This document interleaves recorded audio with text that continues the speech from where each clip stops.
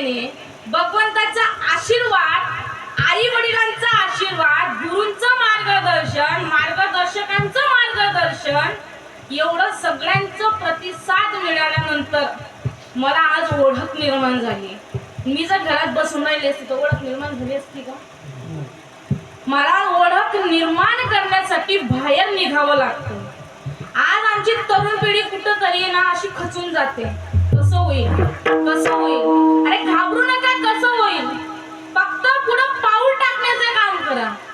काय करा? पुढं पाऊल टाकण्याचं काम करा. तुम्हाला सांगू, आमच्या परिवारामध्ये पहिलीच कीर्तनकार आहे मी. नवे नवे परिवारातच नाही तर धुळे, नंदुरबार आणि जळगाव या 3 जिल्ह्यांमध्ये गोसावी समाजातली पहिलीच महिला कीर्तनकार मी आहे, जिला कोणी मोडत नव्हतं. आज ती 3 जिल्ह्यांमधली पहिलं पद मला भेटली, मला पद भेटलंय. मला ते मला आज सन्मान सुद्धा, आमच्या जातीला सन्मान सुद्धा मिळवून दिलाय.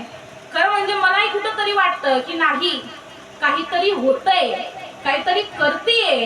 नाही तर महाराज अजूनपर्यंत मला 4.5 फूटचीच म्हणायची.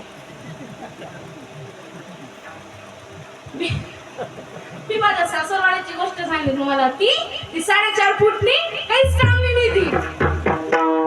आणि आज तेच म्हणतात, बाई आम्ही सुनलंय गुन्नी, आम्ही सुनलंय, बाय माय माय काय भारी आम्ही सुन. महाराज, माणसाचं कर्तृत्व माणसाला सांगत असतं की माणसाने काय करावं असं. बरं का? झालं काय? आता इथं प्रश्न आले होते महाराज. साधकांनी प्रश्न काय विचारला? महाराज, समजा जर आम्ही देव आपला नाहीच केला तर. आता काही लोक समजावर लय भर टाकतो. कसा भर टाकता ऐका. झालं काय?